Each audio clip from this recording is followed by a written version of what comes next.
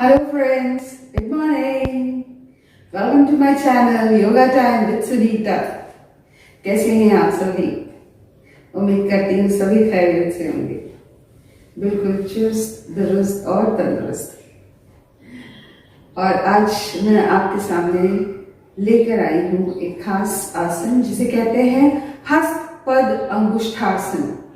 हस्त माने हाथ, पद माने पैर, अंगुष्ठा माने अंगूठा, मगर हाथ से, हाथों से पैरों के अंगूठे को पकड़ना।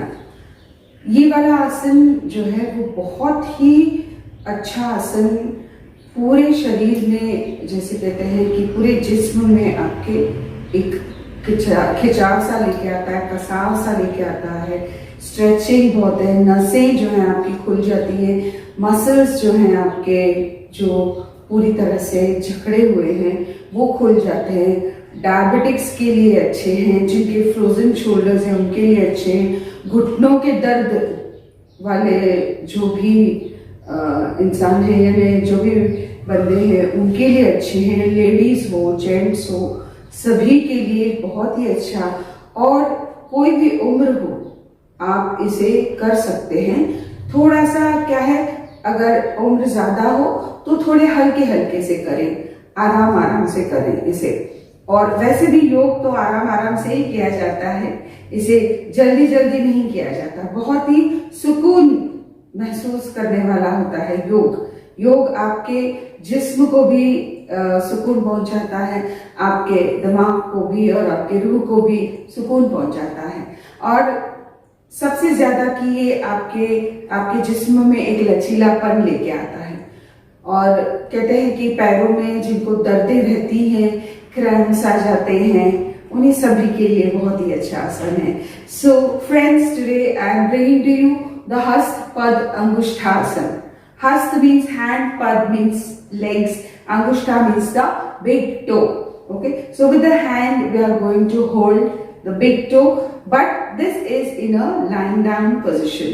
So just watch me how this asana is being doing, and this asana is beneficial for each and every person, irrespective of any age. You can do it. People who get cramps, muscle cramps in the thighs, in the legs, people who are having knee problem, for them also it's very good. And people who stand for a long time, those who have got varicose veins, for them it is beneficial. It is also beneficial for people having any problem which are related to the pancreas, the liver, the kidneys, the gallbladder, the spleen, everywhere. You feel means it gives a stretch and overall benefit to the body. It also helps in strengthening your shoulders. People who have got frozen shoulders also, it works on all the muscles. The thing is, it helps in the whole of the nervous system also, it works nicely. And it also works for people who have got, they feel that their shoulders from the arms and shoulders also paining in this when they sleep. So they should do all this particular asana, which is called the Hastpada Angushthasana. So it gives you overall benefit.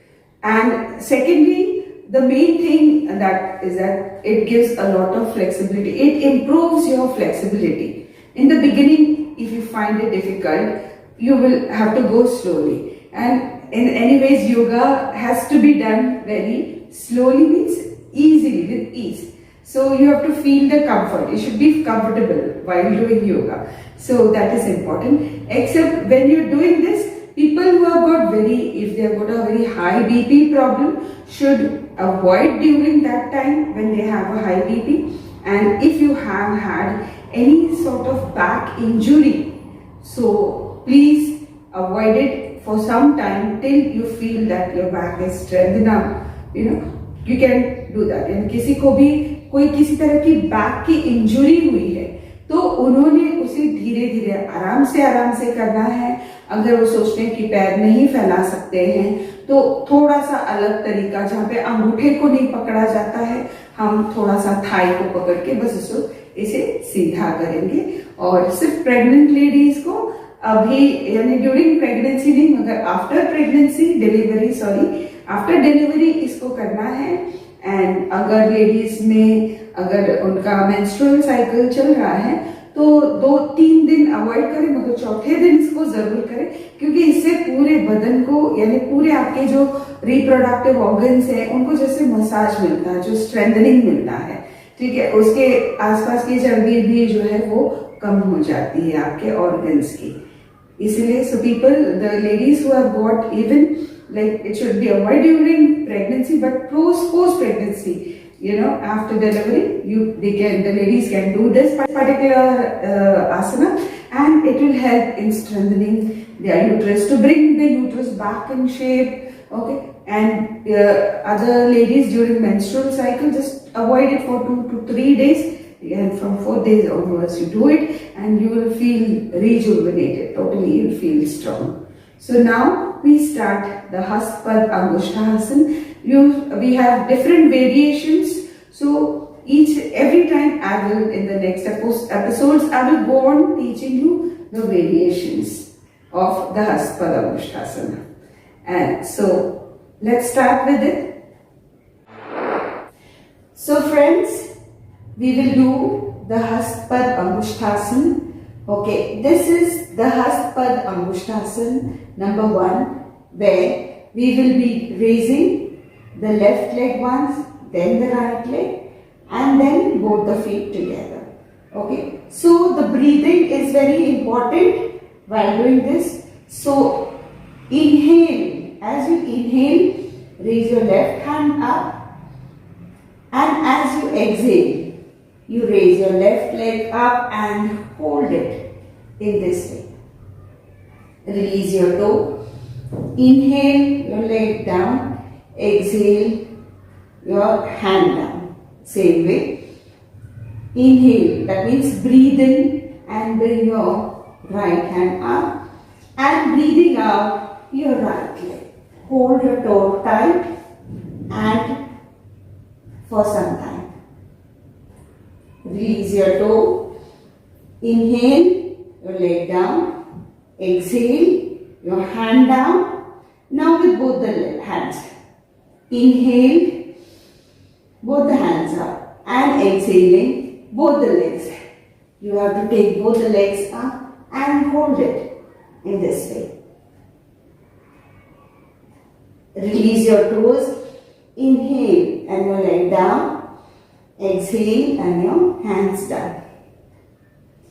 ठीक है दोस्तों, इस आसन को वापस समझ लीजिएगा किस तरह से किया जाता है। तो दोस्तों देखिए कि हस्तपद अनुष्ठासन कैसे किया जाता है। सांस लेते हुए सांस के ऊपर ध्यान दें, पहले हाथ ऊपर और सांस छोड़ते हुए पैर ऊपर, यूं अंगूठे को कस के पकड़ना है। अंगूठे को छोड़ दो, सांस लेते पैर नीचे, सांस छोड़ते हुए हाथ नीचे। वैसे ही दूसरे हाथ से सांस लेते हुए हाथ ऊपर और सांस छोड़ते हुए यूं पैर, अंगूठे को छोड़ो, सांस लेते पैर नीचे, सांस छोड़ते हुए हाथ नीचे। अब वैसे ही दोनों हाथों से और दोनों पैर, सांस लेते हुए दोनों हाथ ऊपर और सांस छोड़ते हुए दोनों भी पैर यूं अंगूठों को कस के पकड़ लें। अंगूठों को छोड़ें, सांस लेते पैर नीचे और सांस छोड़ते हुए हाथ नीचे, और फिर रिलैक्स करते हैं। अब देखिए, इसमें अगर आप सीधे सीधे हाथ और पैर नहीं उठा सकते हैं तो हम थोड़ा सा इसे पैरों को बेंड करते हैं। तो कैसे करेंगे देख लीजिएगा, क्योंकि ये समझना जरूरी है। सीधे सीधे हाथ से पैर नहीं पकड़ा जा सकता, इसलिए हम देखिए किस तरह से करते हैं। सांस लेते हुए हाथ ऊपर, अब आपको थोड़ा सा बेंड करना है, यूं अंगूठे को पकड़ना है, इस तरह से ये आसान हो जाएगा। और फिर यहां से आप इसे सीधा करें, ठीक है। अंगूठे को छोड़ दें, सांस लेते पैर नीचे, सांस छोड़ते हुए हाथ नीचे। वैसे ही हम देखते हैं दूसरे हाथ से, हम देखेंगे अब राइट से। सांस लेते हुए देख लीजिए, हाथ ऊपर, सांस छोड़ते थोड़ा सा पैर बेंड करेंगे, यूं पकड़ेंगे इसे और सांस छोड़ते, फिर इसे सीधा और दूसरे पैर को भी सीधा रखें, यूं। अंगूठे को छोड़ो, सांस लेते पैर नीचे और सांस छोड़ते हुए हाथ नीचे। वैसे ही दोनों हाथों से सांस लेते हुए दोनों हाथ ऊपर, सांस छोड़ते हुए यूं दोनों पैरों को बेंड करेंगे, यूं पकड़ते हैं ऐसे और फिर इसको सीधा करेंगे सांस छोड़ते।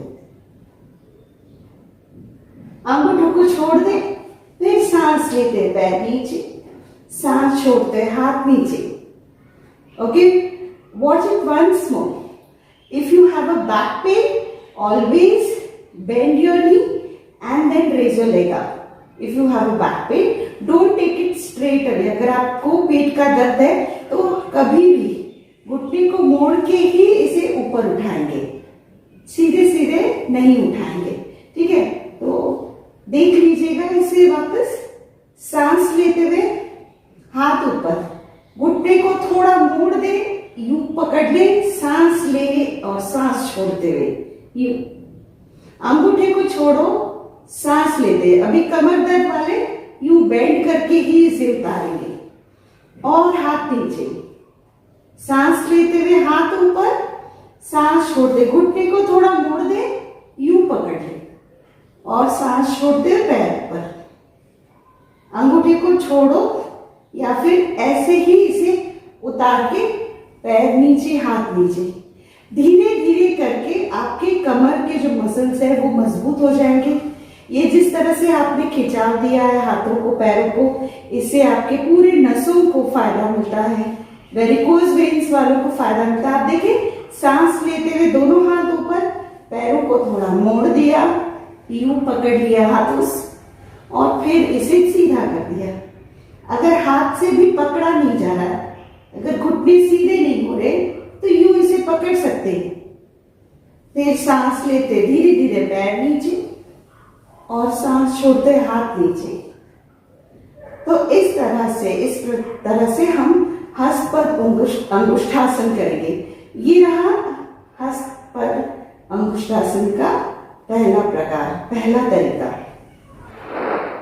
तो देखा दोस्तों किस तरह से आसानी से हमने ये वाला आसन किया, हस्तपद अंगुष्ठासन। हाथ से पैरों के अंगूठे को पकड़ना, जो आपके पूरे बॉडी के मसल्स को भी स्ट्रॉन्ग करेगा। घुटनों का जो दर्द है जिनको, उनके लिए भी बहुत फायदा करता है। किसी भी उम्र में आप कर सकते हैं। सिर्फ अगर हाई बीपी है, हाइपरटेंशन है, उस वक्त ना करें, क्योंकि इससे क्या होता है, जब हम इस तरह से लेटते हैं और पैर उठाते हैं तो पूरा ब्लड सर्कुलेशन, ब्लड फ्लो जो है वो सर की तरफ जाता है। इसलिए उसे इस वक्त ना करें। और पीरियड्स के वक्त भी इसलिए, मेंस्ट्रुएशन के वक्त भी इसलिए नहीं करना, क्योंकि जो खून रहता है, जो फ्लो होता है, वो आराम से नहीं होना, उसको हम लोग हैम्पर करते हैं। यानी कोई भी चीज रिटर्न नहीं होनी चाहिए। और सबसे अहम बात, इम्पोर्टेंट, इसे सिर्फ खाली पेट करना होता है। So the best thing is, please try to understand that it should not be done when you are having a hypertension or high BP, because the blood flow goes totally towards your brains and it's not good during that time. So do it, and also in an empty stomach, so that your food doesn't come up. Okay, it should not enter your windpipe. So it's a very beautiful asan, full body stretching, and it's very peaceful, and it gives a lot of flexibility to your body. It has to be done regularly. Whenever you feel that your body needs a bit of stretching, your body is gone stiff, your shoulders are gone stiff, your back is gone stiff, please do the हस्तपद अंगुष्ठासन। जब भी आपको लगे कि शरीर थोड़ा सा जकड़ गया है, अखड़ा हुआ है, तो इस आसन को जरूर कीजिएगा। मिलते हैं अगले एपिसोड में हस्तपद अंगुष्ठासन के कुछ और तरीके कार लेकर। तब तक के लिए bye, take care, have a nice day.